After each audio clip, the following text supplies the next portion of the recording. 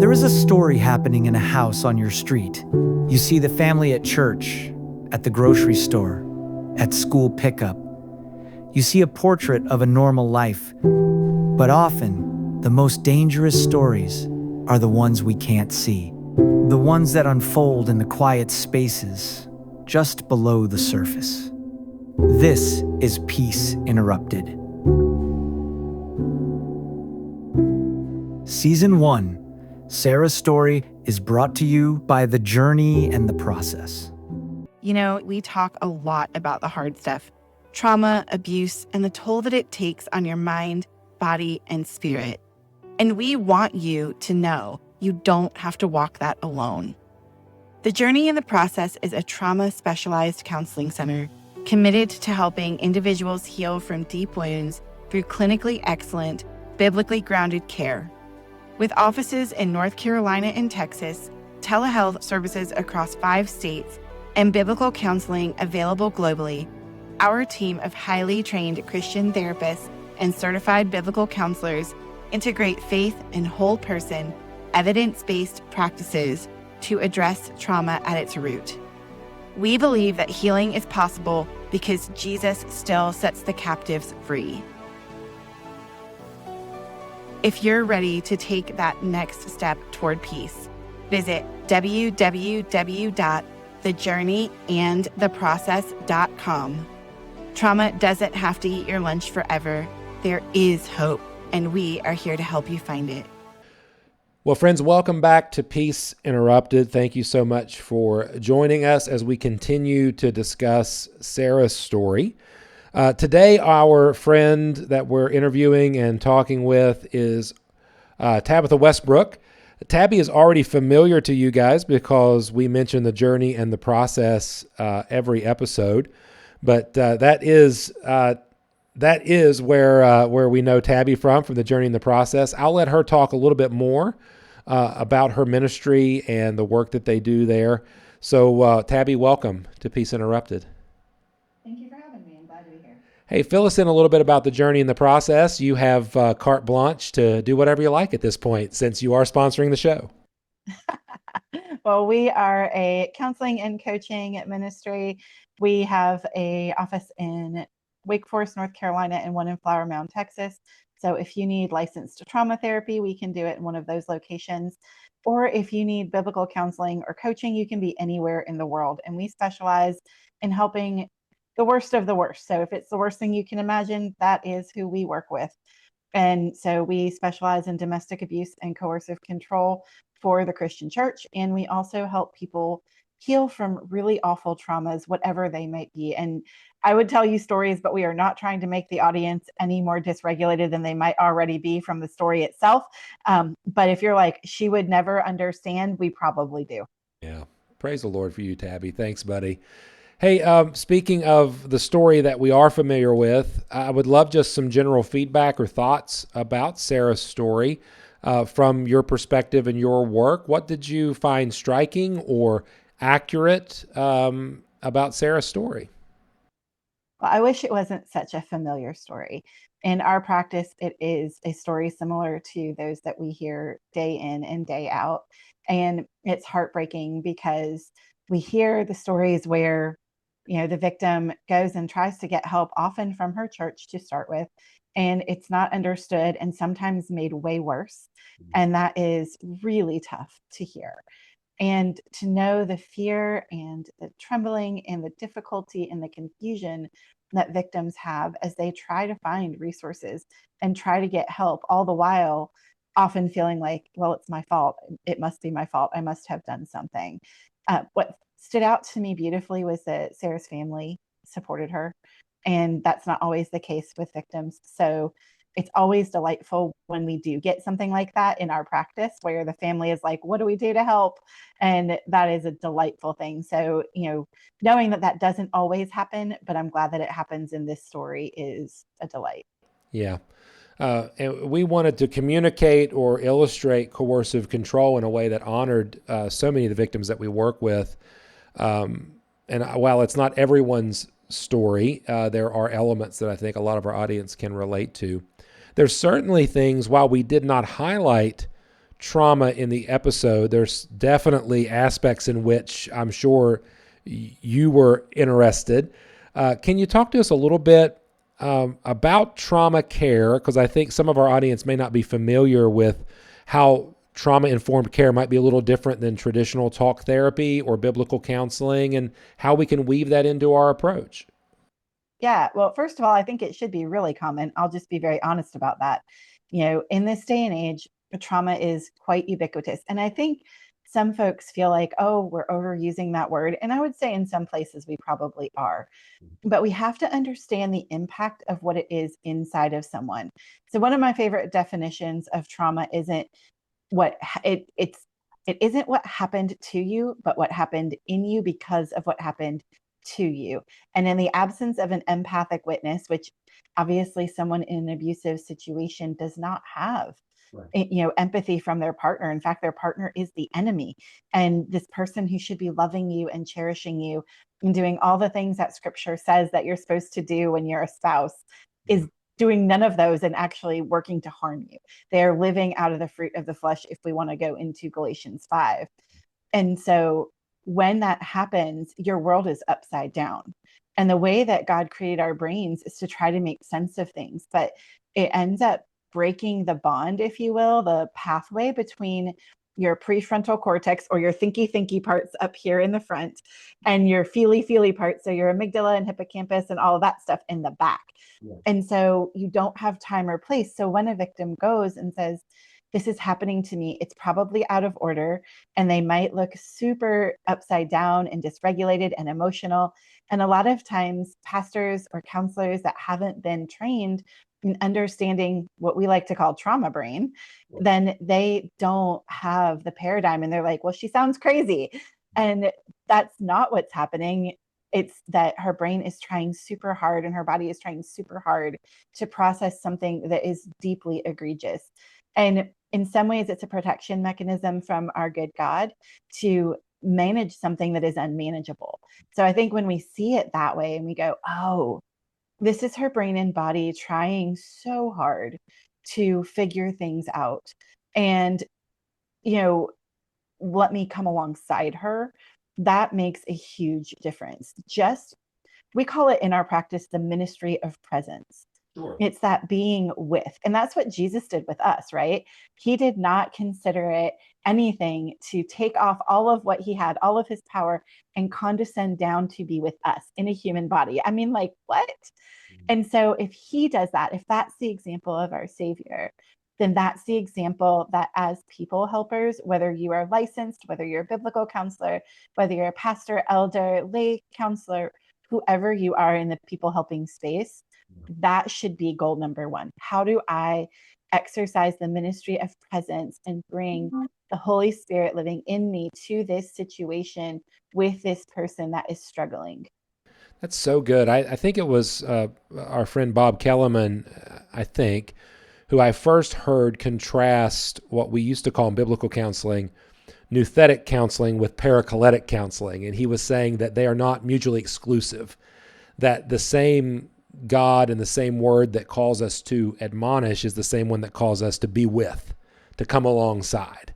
And there's definitely scriptural precedence for that. We've quoted 1 Thessalonians 5 a lot in our interviews so far, Tabby, that Paul concludes his care structure with be patient with everyone.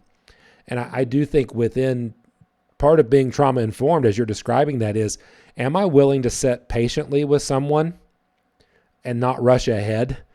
Because there's a lot of work to be done. And whether we want to use all of the lingo, or we're not quite equipped to use the lingo, but we are wise enough to say, I don't want to run ahead of someone when they're not ready, because their heart, their mind, and their body are just not jiving at this point. Right. And look, you can't outpace someone's nervous system. Yeah. We are fearfully and wonderfully made. And if we are trying to push a victim too quickly, then we're just going to be frustrated and they're going to get hurt. And that is not what we're supposed to do. I think one of the things that as a licensed counselor, I go back to often is the very first ethic that we all follow, and that is do no harm. Right. And if I am outpacing my client and not willing to take the slow road and let them catch up and let them heal in increments, which is often far slower than any victim ever wants it to be, let me be honest, then I am doing harm. And that is not godly and it's not right. And I think that's just something to encourage all of the listeners with is this is a long game. This is not short, sweet, and to the point. This is not solution focused, brief therapy. This is, we have soul damage and it's going to take a hot minute to heal. And we oftentimes outpace eternity, which I don't understand. Like, if you know, we know that we are being made from glory to be like God, like it doesn't tell us how fast glory to glory is. I don't think we've ever really thought about that. So I would encourage folks, like, take a breath yourself and ask, what is this bringing up in me? And this is something else I don't think we talk about very well in many counseling spaces, if I'm being honest. It's what is getting tripped up in me by the person in front of me.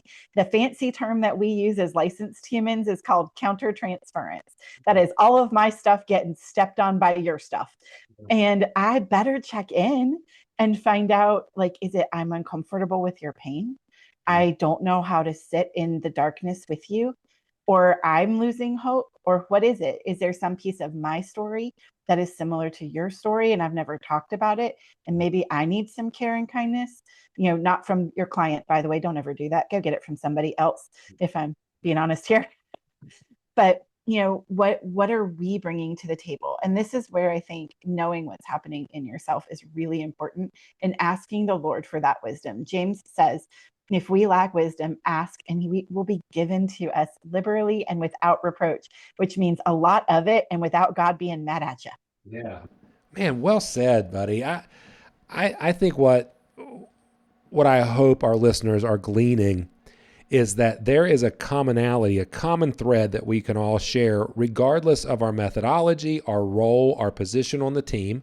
If I'm a pastor, a biblical counselor, a coach, a licensed professional, there's still a call to patiently sit, patiently wait, come alongside, and don't rush ahead of our counselee, of our client, of our parishioner, and give the Holy Spirit room to do the work that he can do. And that includes not just work in the person in front of you, but the work he wants to do in you. It's crazy that we're all in this together, isn't it? We're all on a journey and we're all in process. I don't know where I got the name of the business from, but maybe there. Maybe that's it. Hey, I wanna play a cue for you. It is brief, but I do want to talk a little bit about the traumatic effects, right? The things that are happening within Sarah that are impacting her. So we're going to cue up number one, and let's just listen together and chat a little bit about this weight that Sarah's bearing. The terror from the night before was a physical weight, making it hard to breathe. She felt an overwhelming need to talk to someone, for another human being to know that something was wrong. So there's a point here in Sarah's story. I didn't even know we had written it, but I think it's just maybe from all the years of working these cases where I saw a possible trauma response that I'd like to hear from you. I love this line: the terror from the night before was a physical weight, making it hard to breathe. And then there's a need for connectivity. Can you talk to us a little bit about what Sarah may be experiencing and why there's a longing for connection at this point? Yes. So even though Sarah's story has physical violence in it, I will just submit to you and to the listeners that coercive control is always physical abuse, even if you don't see a mark, because unless you can take your brain out of your skull and stick it in a jar, which you cannot, you'd be a puddle of people, then obviously it's a body part and it's really important. And it's also dumping out neurochemicals into our body. So there is a very physical representation of emotional harm, right? So we're talking in this where that weight is emotional and she feels it physically because that's how our good God created us. There is an adage that I hear often in the counseling spaces that the mind forgets what the body remembers, or the body remembers what the mind forgets. I've heard it both ways. And our brains can shut down a bit because we don't know what to do with it and we can't cognitively understand such deep harm. But our bodies always remember.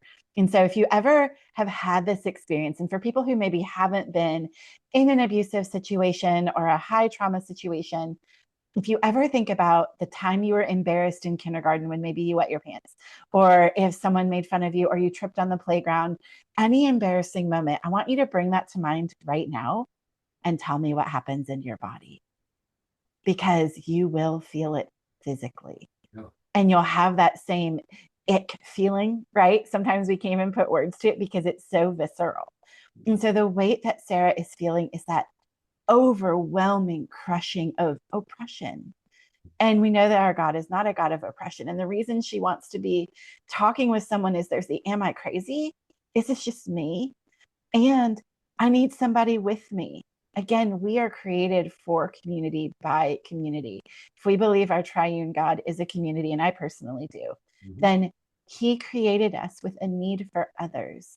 And so when we are with others, like think about the time now, if you've brought up that feeling of embarrassment in your body and you're like, oh yeah, that's really terrible. And you go to your spouse now, or you go to a friend and you go, I was listening to this podcast and this woman made me think about my body in this terrible time. And I feel all the things. And your friend comes around you and gives you a big hug and says, oh my gosh, that's so hard. What do you feel? Just imagining that. What do you feel now? You feel connected. You feel cared for. You feel like you're not crazy. And that is what Sarah's longing for, is that belonging, that am I crazy? Am I okay? And I just need someone with me. That's that ministry of presence again. I absolutely love that. I think we are made for that one anothering. We're made for that connection. And there's a real, dare I say, reorientation that happens when you just get connected to another person. I know you would probably use the word dysregulated. There are times in my own life where I'm flustered about, and I just would like somebody to hug me, right? And just help me just reset and be reminded that I'm part of something other than what's happening inside between my ears. And Sarah's experiencing this weight of threat and control and isolation, and it's bearing down on her physically. And I do think, Tabby, that's something that many of our friends fail to see, or maybe we just want to deny, which, pardon the offense, I think it sounds a little bit like Gnosticism when we focus entirely upon the immaterial and forget that we're also material beings. I think that is part and parcel, if we want to go theologically nerdy for just a half a second here, that is part and parcel of the Enlightenment. Yeah. All research, all of our left brain and none of our right brain. If you haven't read books by Jim Wilder, particularly The Other Half of Church, I would commend it to you, because I think that it does such a beautiful job of talking about relational theology, right? We are definitely truth tellers and truth speakers, but when we don't have relationship, it is irrelevant. And, that is where Paul said, I can say all the right things, but if I'm just a bunch of noise, then what the what? Yeah. And I think that's such an important thing for us to remember, is we are human beings who need relationship, not human doings who just go check another box. Yeah. Thank you for that. I think there's definitely a place on our teams for theologically informed roles, so that I really do think our licensed practitioners, if they're theologically informed, they're so much healthier for a church-based team. But our pastors need to be informed by our theology. Our biblical counselors need to move beyond take two verses and call me in the morning to a theological rich use of the Word of God. And I think being able to have those open discussions and saying, yes, this is more than a clinical response. This is more than a behavioral response. This is more than a pray about it response. There's a deep human aspect to this, and God has called all of us to use our equipping and our skill to speak into that. Sorry, I'm getting preachy again, but this is par for the course when I'm with Tabby, I think. Hey, I want to bring up a term that I think we see in Sarah's story, but it may it may need some fleshing out. And it's something that I've heard experts talk about more so than victims, although I've heard victims and survivors describe it.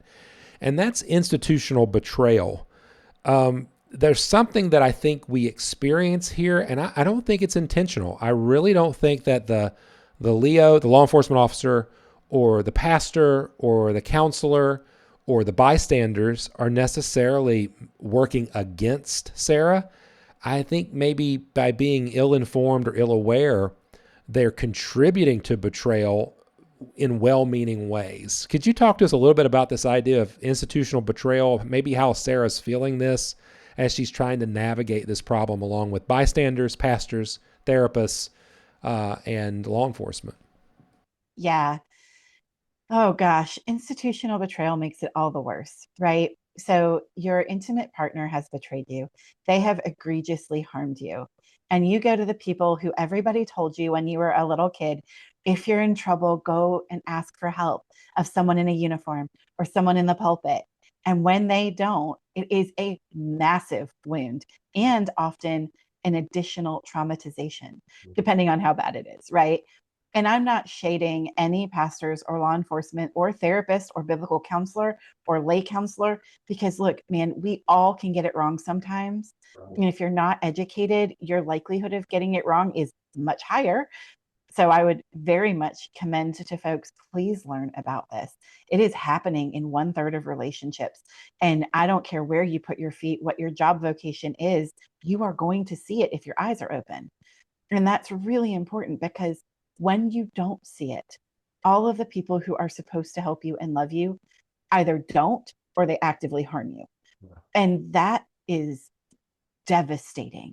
I cannot tell you how many women in particular have sat in front of me and said, I was told my church was my family, and they were the worst family I could have ever found. I was excommunicated, or I was shunned, or I was told that I was the problem, or I was told to have more sex, or any of the things that victims so often get told that are so deeply harmful, instead of, I hear you. And even if your answer is, right now, I don't know what to do to help you, but I want to help you, start there. You don't have to be perfect. We had the beautiful privilege recently in my practice of supporting a victim of a very serious crime that was adjudicated in the justice system. And one of my favorite people on the team was the law enforcement detective that helped us. And when the report was initially made of, this is what is happening and here is the evidence we have, that individual was a bulldog and did all of the things to help our victim, be safe and have their story told. And it resulted in, thankfully, a conviction in this case, which was very much appropriate. And had we not had the people helpers that we had, I don't know that we would have received justice for an individual that we were working with. Wow.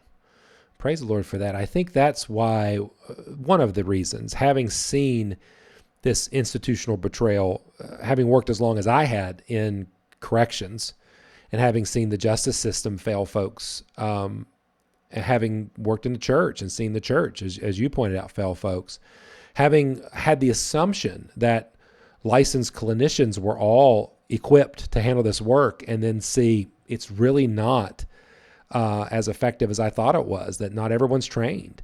It had really motivated me, and I bring this up because I know this motivates you, to see our teams equipped and thoroughly equipped, because there's the more the merrier. Like, the more team members that are equipped, the better. And that's why, friend, you've probably heard, and this is going to be a little different today, throughout interviews, this is the point where I turn to you and I remind you who sponsors Peace Interrupted, and that's the Journey and the Process. And you can learn more about the Journey and the Process at thejourneyandtheprocess.com. That's thejourneyandtheprocess.com. But since we have Tabby on, we're going to extend the commercial a little bit, because one thing that you do beautifully at the Journey and the Process is you're trying to build more teams of equipped folks. And you have licensed professional counselors, trauma-informed biblical counselors, personal coaches, and groups. I want to give you the floor for a minute friend, and talk a little bit about why it's important for you to build out these different disciplines in your own practice. Yeah. Well, first of all, we're all going to live in heaven together. I don't know if people realize that. And so I want to be where God is. So my feet are going to be where I see him going. Yeah. Right. So I know that some people have a struggle with biblical counselors. So I'm just going to take that on for just a minute. And that's because there are some terrible ones out there, if I'm being real. And ours are not that. So they are not take two verses and call you in the morning. They are trauma informed. They are domestic abuse advocates. So they are well trained in this particular topic. All of my team are trained advocates, as a matter of fact, whether they're licensed or biblical. And most of my team are also trained in men of peace. And that is very intentional because we want to be part of the solution and part of the help. But even with that, we can't do it alone. And that is where I come in training other licensed counselors on the understanding of domestic abuse and coercive control. It's where I help train biblical counselors. And if any pastors or churches will have me, I do that with them as well. And just helping folks understand, here are the dynamics, here are some things, because you can't know what you don't know until you know. And we want you to know. So we really work hard at that. We also offer groups because healing happens in community. And that is such an important thing, especially if you're just talking about institutional betrayal, if your church betrays you. And that can really make people wonder, well, if this is God, I don't want to serve him.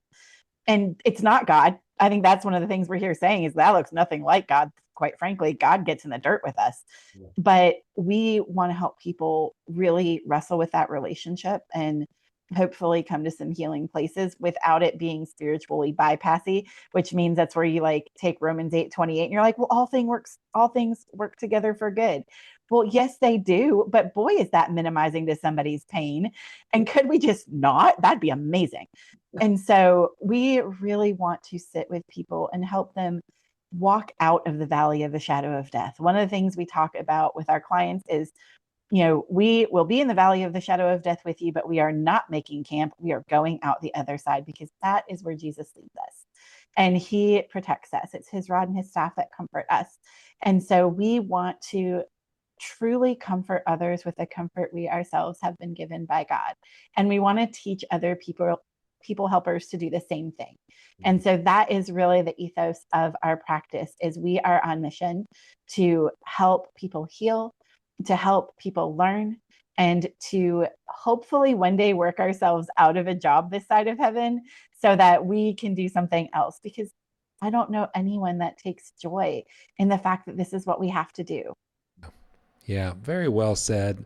Thank you for that. You will see in the interviews, our friends do shout out positive things about the practice, and one of your biblical counselors has already been shouted out as an exceptional example of that, and you know who I'm talking about. But we do recommend our friends to you.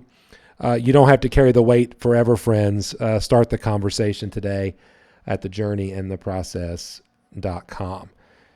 All right, Tabby, let's go back to another cue. I'm going to cue up another piece of Sarah's story because I want to talk a little bit more about trauma, and in particular, complex trauma, which also gets a little bit of a bad rap. So let's go ahead and listen to cue number 2. It was just the epilogue to a book I never even knew she was living. My parents, in the car ahead of us, still don't know the worst of it. They just know he hurt her. But I know. I saw maybe 1% of the truth. She survived a war that no one else even knew was happening. She survived a war that no one else even knew was happening. I in particular added that line because I knew we were going to have a conversation about complex trauma, about the impact that abuse has on survivors and victims. So how does long-term trauma associated with coercive control differ from maybe a singular event or what we encounter in post-traumatic care sometimes? So let's think about it this way. We're going to make a croissant together. And if you have just a piece of dough, it's only so big, right? But with a croissant, you're layering it over and over and over and over, hopefully a lot. That's what gives you all those flaky layers. And it also grows in size as it expands. And that's kind of like complex trauma. One single event is a single event and it can be terrible. So let's imagine that you were in a car crash and you had to be extracted with the jaws of life. You might need a little therapy or a little counseling or a little support because that's pretty scary.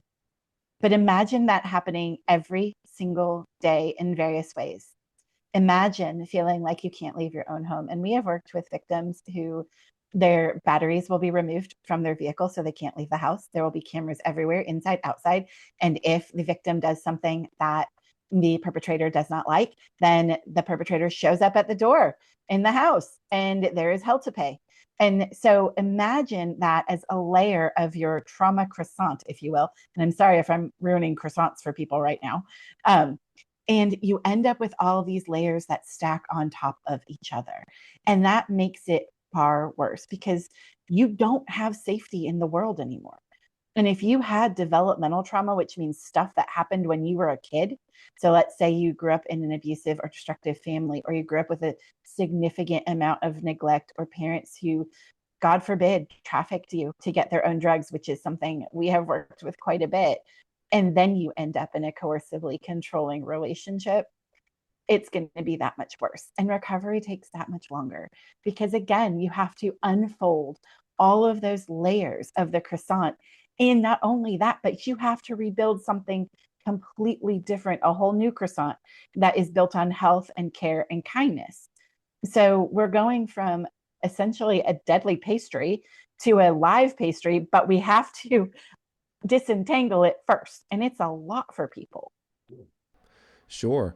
I think I've never heard the croissant analogy, so I'm still processing it, but I am thankful that we can have the simple imagery really does help me. I used to explain it to pastors this way who were really struggling, and sometimes they would have worked with a combat veteran, which really helped because I was able to talk to them about the danger, the real life experiences. And then I would say, now imagine you had that same experience, but the enemy is in the next room making a bologna sandwich. Like the actual cause of the trauma hasn't gone away.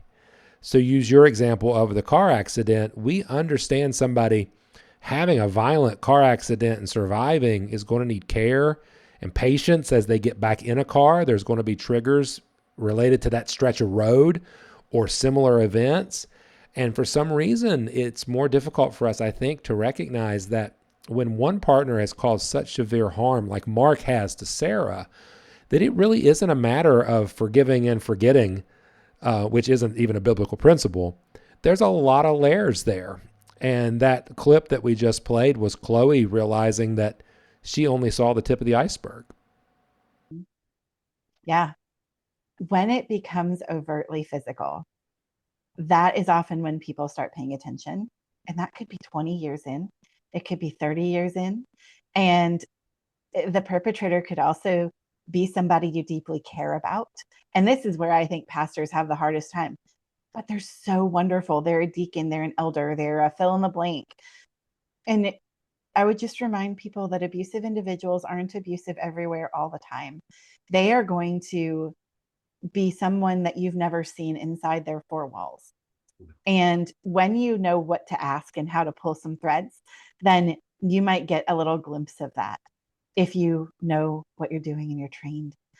But when you see it overtly become apparent enough that either she asks for help or it becomes overtly physical where law enforcement is involved or an escape must happen, then that's when you go, oh, there's so much here I don't know. Right. I think that's part of Sarah's story that maybe we can help communicate to the audience is that domestic abuse did not occur at the end of her story. The physical force was the culmination of years of abuse, which is what we're trying to communicate with coercive control. And even as Chloe is articulating that mom and dad didn't know, she doesn't even know. It reminds me of something that our friend Leslie has said many times in the past, which is 1 bee sting hurts, but 1,000 bee stings will kill you. And coercive control, again, is a breeding ground for complex trauma because there are bee sting after bee sting or layer after layer that is more than a singular event, but a weight that is seemingly unbearable for victims walking through that. So, I mean, thanks for the clarification and the help in that, but I do think it is important for our audience to recognize that coercive control is so much more than an event.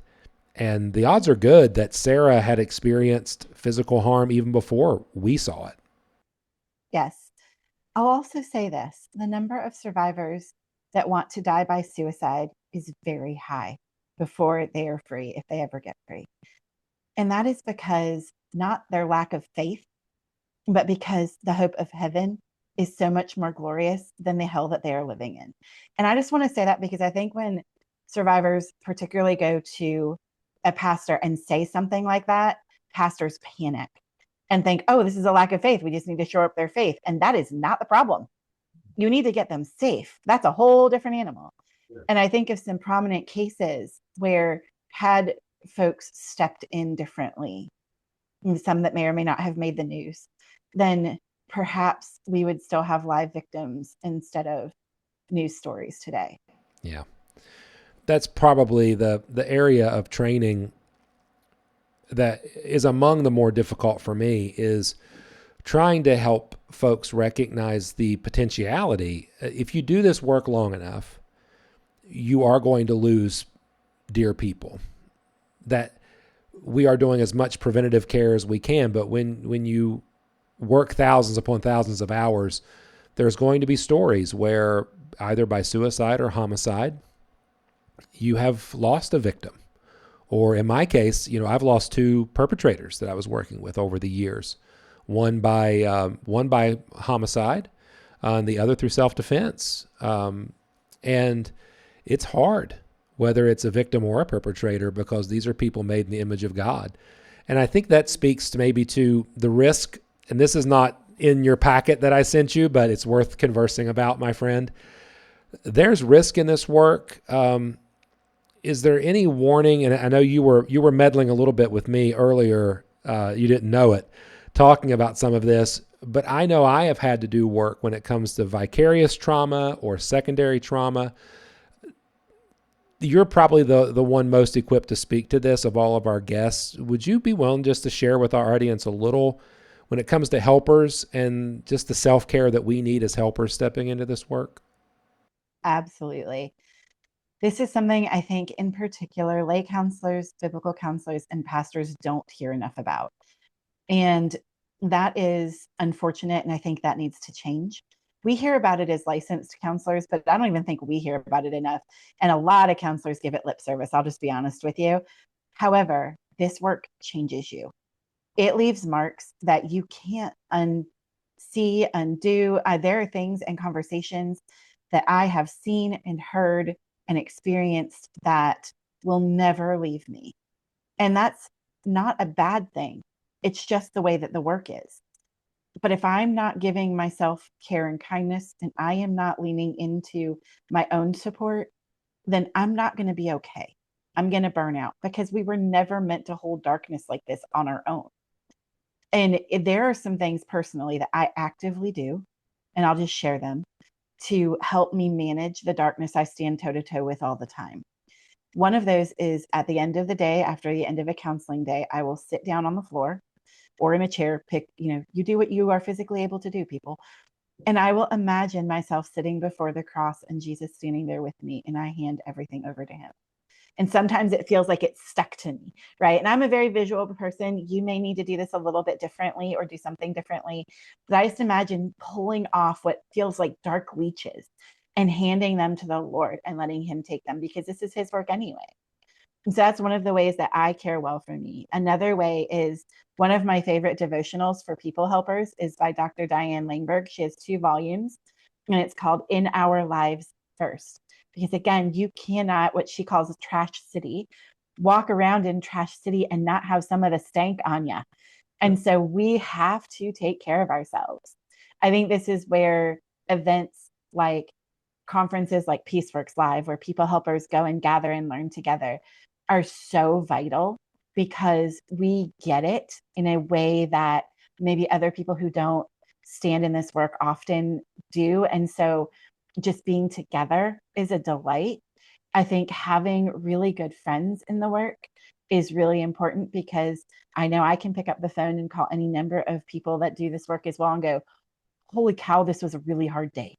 Or, oh my gosh, I have heard some things, without breaking confidentiality of my clients, but just to say this was heavy and I need prayer. I remember one night coming out from my office, and it was a very profound session. It was really healing for the client, but I was a mess. It was just so intense. And I literally sat in my vehicle and couldn't figure out how to turn it on for like 5 minutes. And I was like, oh, I need help here. And so I reached out to one of what I call one of my business besties, another therapist that does trauma work, and just said, hey, man, today was a day I could use some prayer, and got some prayer, and then was able to kind of get back into my own body and go about life. And I think that is such an important thing. So regular times of rest, and rest can be active or passive, right? There is nothing ungodly about sitting on your tushy and watching water go by and all your thoughts fall out your ear. I am doing that later this week at a beautiful lake in Arkansas.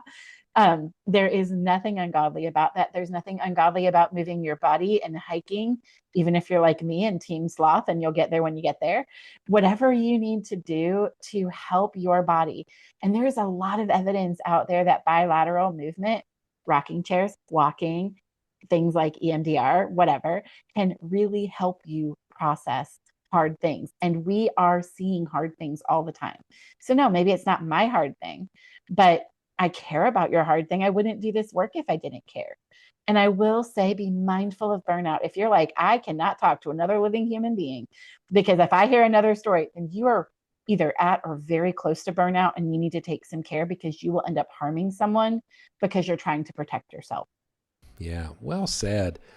I can share one experience that really shaped me early on. There's several, but when the first time I ever lost a client who was a perpetrator, and he was killed by his partner in a violent attempt. He was attempting to harm her, and out of self-defense, she killed him. It was just a disaster.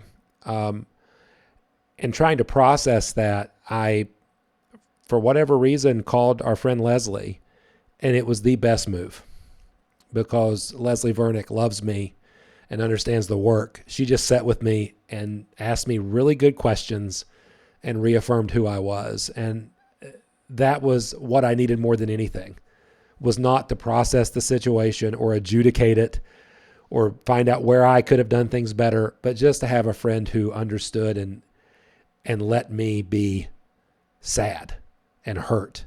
It was such a big blessing to me. And of course, there's other things that I try to do, but I appreciate that, Tabby. I think we all need the reminder that it's okay to take care of ourselves when we're walking along with folks. I do want to land the plane, but I think I would hate to leave without at least asking you what role we play as a church in post-traumatic growth and resilience. Could you speak just a little bit about the church's role after all is said and done? I love that Sarah is in the back seat with Chloe. It was a purposeful part of the story, because, as you put, it doesn't always happen. But I really wanted Chloe's husband to do his role well, and mom and dad to do their role well, caring for the kids. I'm a sucker for a happy ending, but I wanted to make sure there was that type of support. Can you talk about the ongoing support that's going to be necessary for someone like Sarah? Absolutely. So first of all, I'm going to borrow a line from the Pirates of Penzance movie from the 1980s and say this: I want a happy ending for the church, for everybody. So I think the church can be part of that, can be part of the happy ending, right? It's messy and it's hard and it's not always easy. But when the church is the church and we come alongside and we remind ourselves that we are first and foremost relational, right? I can give you all the theological stuff again, but if I don't have a relationship with you, it is irrelevant. It's noise, as Paul says. And so if I come alongside of you and I sit with you and I bring you dinner. Like, this is what we call the non-casserole grief, where people don't think about the loss. It is so similar to a death in how we feel it, right? All the dreams and hopes that a survivor has for their marriage.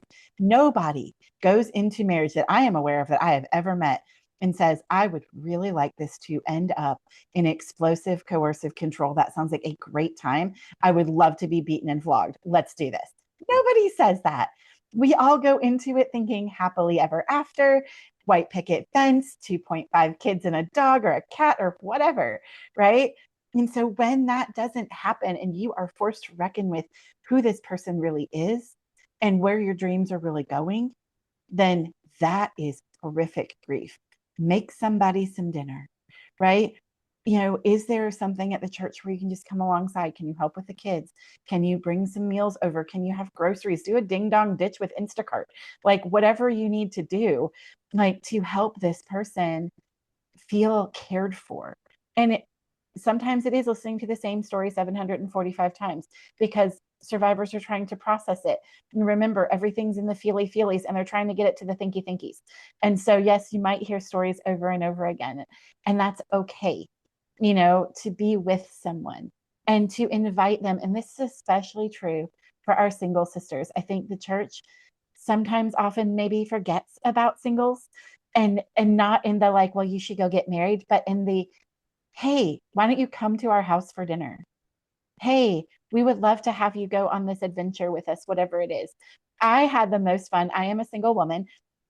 I had the most fun with some friends who were like, we are going to go explore H Mart, which is a Korean grocery store. I love Korean food. They didn't know what they were doing. I was like, I got you. And I was their resident guide for like some of the Korean ingredients. And it was fantastic because I went with their whole family, all of their children, and then in the minivan. It was a delight. And we had such it was just so good. And so little things like that can be so helpful. Recently, a friend of mine went to the grocery store with me together. We were getting some things for a woman who was housebound and who needed some help. And so we were going to pick up those ingredients. And we were both like, man, we order a lot of groceries like just delivered to our house.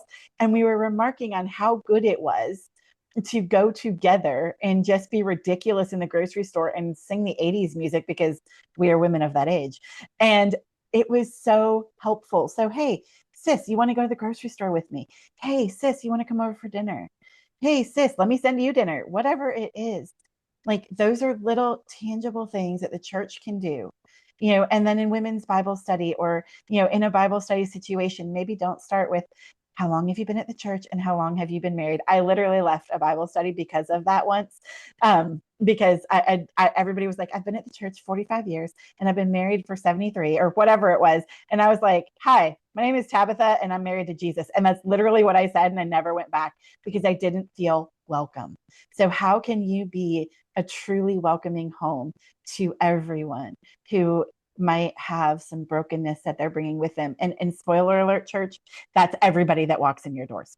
Yeah, everybody's coming in. Man, Tabby, thank you so much. Where can our listeners and viewers find more about you and the work that you do?